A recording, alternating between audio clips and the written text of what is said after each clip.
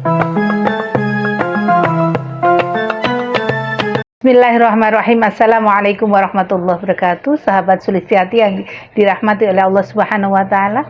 Alhamdulillah, sore hari ini saya pertama kali bersyukur pada Allah Subhanahu wa taala bisa silaturahim di seorang tokoh besar dari perwakilan PT Az-Zahratour and Travel. Beliau ternyata juga salah seorang ustadz yang Masya Allah punya yayasan, sekaligus beliau juga memimpin sebuah majelis taklim hari ini. Assalamualaikum Ustaz. Waalaikumsalam warahmatullahi wabarakatuh. Alhamdulillah, gimana kabar Ustaz? Alhamdulillah khair. Alhamdulillah. Anti gimana? Alhamdulillah sehat Ustaz. Alhamdulillah. Hari ini ada acara Ustaz? Alhamdulillah ada, tapi sudah selesai semuanya. Alhamdulillah Ustaz. Insyaallah. Jadi hari ini mungkin sedikit saya pengen berbincang. Ustaz, nama lengkap siapa? Alhamdulillah. Bismillahirrahmanirrahim. Assalamualaikum warahmatullahi wabarakatuh. Nama saya Haji Muhammad Cahyo Nugroho. Ya, alhamdulillah seperti yang Umi tadi sampaikan, saya tinggal di daerah Pekayon, Pasar Rebo, Jakarta Timur, dan kebetulan Allah memberikan kepercayaan untuk membina sebuah majelis taklim dan sebuah yayasan. Namanya yayasannya Cahaya Amal Ikhlas, majelis taklimnya Majelis Taklim Rohatul Hidayah. Cahaya Amal Ikhlas. Subhanallah ya. Masya Jadi Allah. boleh tahu Ustaz berdirinya mulai kapan? Baik. Dimulai dari Majelis Taklim dulu Rohatul Hidayah, artinya Majelis Taman Hidayah. Betul. Itu pemberian diberikan oleh guru saya Almarhumullah Dr. Andes Kiai Haji Muhammad Nuruddin Munawar yang membina pesantren di Tapak Sunan Condet, Balai Kambang, Jakarta Timur. Jadi otomatis ilmu sanatnya kita mengambil dari beliau mengambil dari Buntet Cirebon, kemudian juga bersanat kepada ulama yang terkenal dari Jakarta, namanya Kiai Haji Muhammad Syafi'i Hazami, yang sudah sangat terkenal di Jakarta. Dan kemudian awal mula dari majelis ini pun saya kebetulan tahun 2010 periodenya kurang lebih itu adalah dosen di Sekolah Tinggi Ilmu Ekonomi Kusumanegara Cijantung, Jakarta Timur. Ya, alhamdulillah. Masya Allah. Kebetulan juga pegang di Universitas Nasional Jakarta Selatan Pasar Minggu.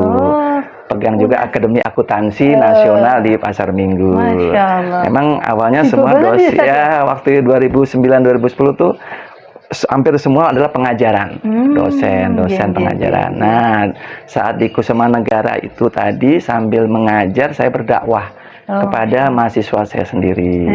Di situ saya suka ngajar ilmu pengajaran, kebetulan akuntansi, keuangan. Saya menyelipkan dakwah Islam, di mana saya memberikan informasi kepada mahasiswi saya, mahasiswa. Pentingnya menuntut ilmu itu apa sih? Kenapa sih kalau kita harus belajar di majelis ilmu? Jangan cuma sekolah di sekolah tinggi, institut, universitas, tapi juga perdalamlah di ilmu-ilmu itu di majelis-majelis ilmu. Padahal Ustadz di bidang akuntansi ya? Akuntansi sama keuangan. Nah, kebetulan backgroundnya emang akuntansi ya? Akuntansi, sarjana S1, S2, akuntansi, memang profesinya akuntan dan punya kantor konsultan, namanya Konsultan Jasa Akuntansi. Haji Muhammad Cahyo Nugroho juga. Konsultan Jasa Akuntansi Haji Muhammad Cahyo Nugroho. Kantornya di rumah juga. Nah, di situ akhirnya sejarahnya saya ingin memberikan sentuhan kepada mahasiswa-mahasiswi bahwa yuk belajar ke majelis ilmu, karena ilmu yang saya dapatkan dari guru saya atas bimbingan almarhumullah Kiai Nuruddin Munawar, beliau sudah wafat kurang lebih sekitar 2 tahun yang lalu. Ternyata ilmu agama itu tidak boleh ditinggalkan. Kamu pintar S1, S2, S3 sampai profesor, kalau kamu nggak punya ilmu agama, nggak ditanya, dikubur nanti S1, S2, S3-nya. Itu cara menanamkannya gitu. Menanamkan itu, bahwa kamu nanti nggak ditanya apa itu akuntansi, apa itu keuangan, kamu kerja di mana, enggak. Yang ditanya adalah man robbuka, siapa Tuhanmu. Kamu bisa jawab, belum tentu, karena kamu nggak mengenal Tuhan. Masya Allah. Man nabiuka, siapa nabimu, kamu nggak bisa jawab, karena kamu nggak kenal siapa Nabi Muhammad. Betul. Ya kan? Kamu nggak bisa baca Quran, nggak bisa kenal Quran, enggak. Yakin kamu nggak akan lulus dengan pertanyaan itu. Itu di sela-sela kuliah? Di sela-sela kuliah, dan kadang-kadang saya suka masukin titipan-titipan yang sifatnya sentuhan kolbu, bahwa saya tanya ya, wudhu aja kamu tahu dari mana belajar wudhu. Bahwa kamu ngerti bahwa itu benar atau tidak, siapa yang bisa tahu? Gitu. Oh, sholat juga gitu. Kamu tahu dari mana belajar sholat? Oh, saya dari nenek moyang saya memang sudah Islam, Pak. Nah, terus belajar sholatnya di mana? Ya sudah ngikutin buku. Wah, jadi kacau deh. Jadi berangkat tadi sampai yayasan itu bagaimana? Nah, jadi setelah majelis taklim terbentuk, kemudian mahasiswanya minta ke saya, ya Pak Cahyo, waktu itu belum dipanggil Ustadz tuh, karena mereka belum tahu siapa saya. Pak dosen, Pak Cahyo, kita mau deh, yuk ngaji. Akhirnya dibentuklah pengajian di kampus. Kayak PKS tuh, dimulai dari garasi, dimulai dari yang kecil. Saya dari kampus, dari kelas yang kecil, lama-lama mahasiswanya ikut, lama-lama mereka minta pindah keluar, jangan di kampus lagi supaya lebih leluasa. Nah, dari situ 5 tahun berjalan, teman-teman tuh mahasiswa mulai senang santunan yatim, duafa, fukaro masikin. Kegiatan sosial. Kegiatan itu yang anak mahasiswa itu mereka mulai girohnya ada, muncul semangatnya dari uang sendiri, terus minta sumbangan ke mana-mana. Karena memang mereka orangnya gercep gitu ya. Akhirnya guru saya memerintahkan tahun 2015 coba bangun masjid. 2015 2015, tepatnya bulan Juli tanggal 10. Kebetulan tuh ulang tahun anak saya yang kedua, Muhammad Aulia Zaki, itu 10 Juli. Coba bikin yayasan. Untuk apa Pak Kiai? Bikin masjid oleh yayasan. Punya target, punya program kerja.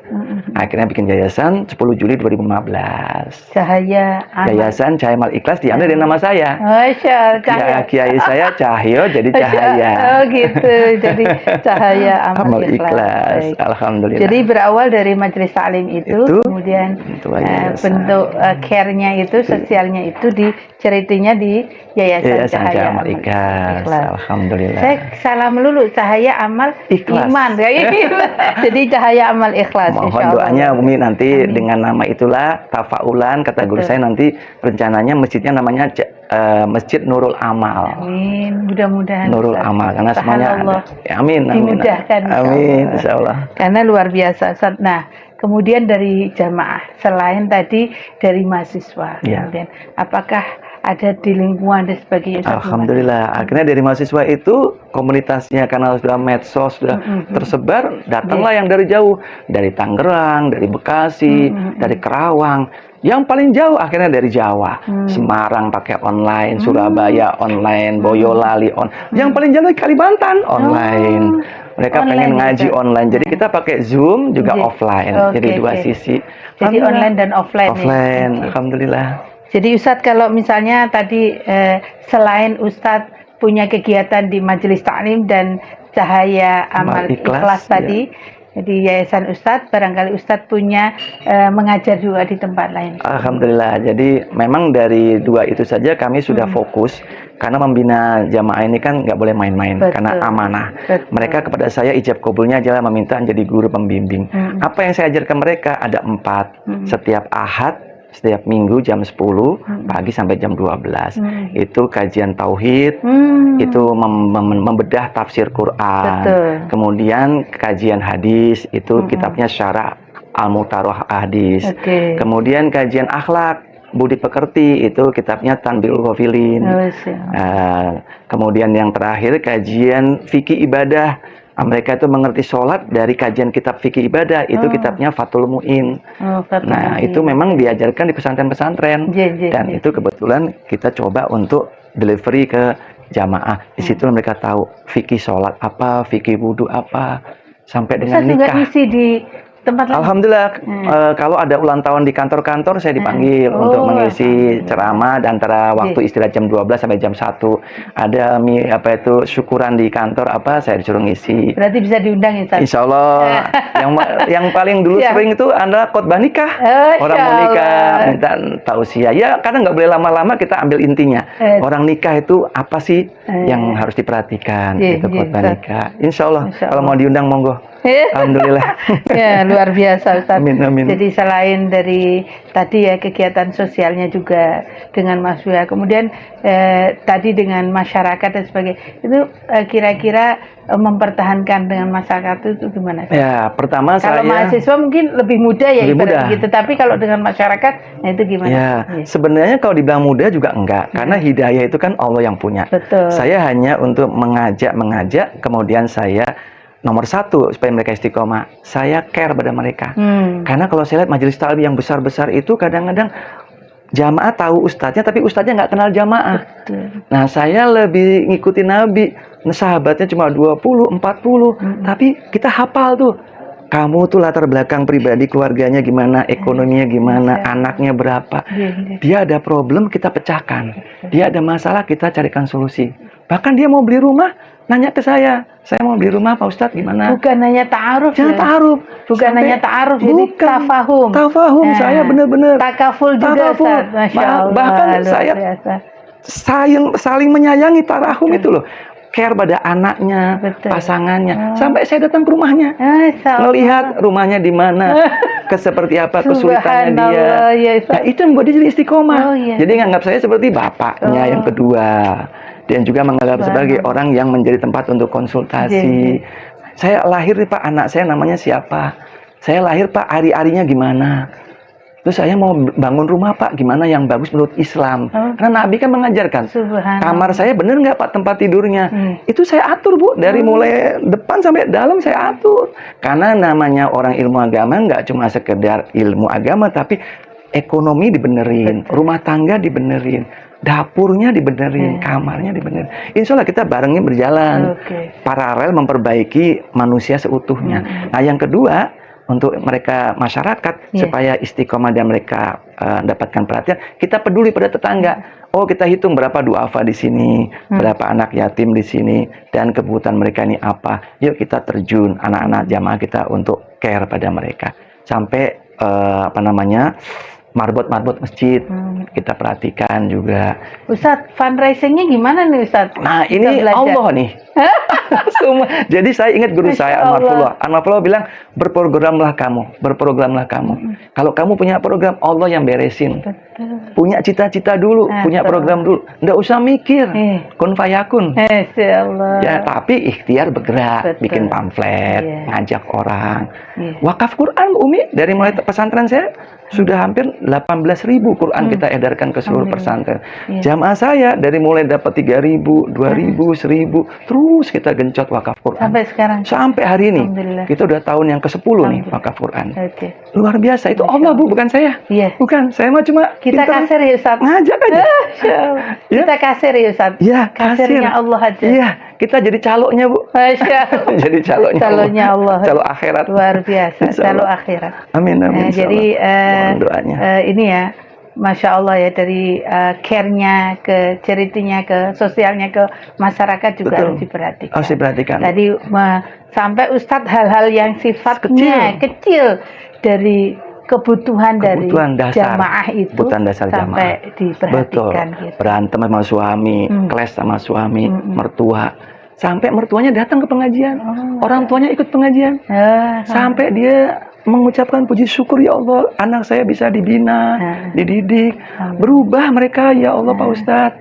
Yang dulu sama orang tua begini, jadi sekarang semakin baik. Tuh saya kan seneng. Dari mulai mahasiswi Bu, 2010, sekarang saya punya anak 2, punya anak 3. Dari punya kos-kosan, sekarang dia punya rumah, punya mobil.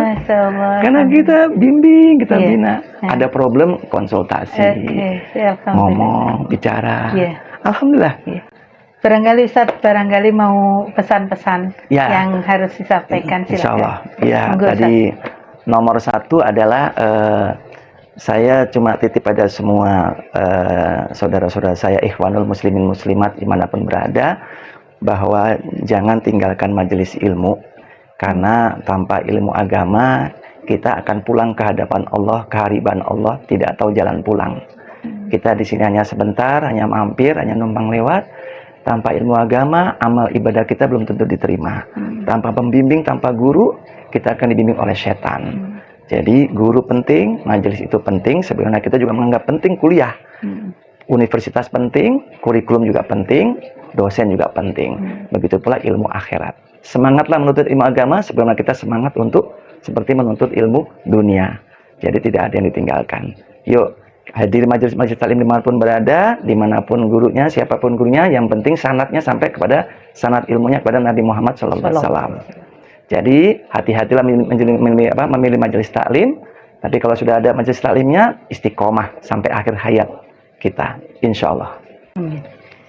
Baik Ustadz, luar biasa ya. Saya Alhamdulillah. termasuk yang dapat pencerahan hari ini, luar biasa. Insya Allah, insya Allah. Sahabat Sulistiati yang dirahmati oleh Allah, alhamdulillah kita dapat pencerahan yang luar biasa. Beliau backgroundnya adalah akuntansi, tapi beliau sangat mendalami lebih dari ilmu yang beliau punyai. Amin, amin, Mudah-mudahan senantiasa barokah Ustadz. Amin, ya Dan Allah. mudah-mudahan Ustadz senantiasa diberikan kesehatan. Amin, ya Allah. Jazakallah khair Ustadz. Ayakum. Demikian sahabat Sulistiati yang dirahmati oleh Allah, mudah-mudahan bermanfaat pertemuan kita. Assalamualaikum warahmatullahi wabarakatuh.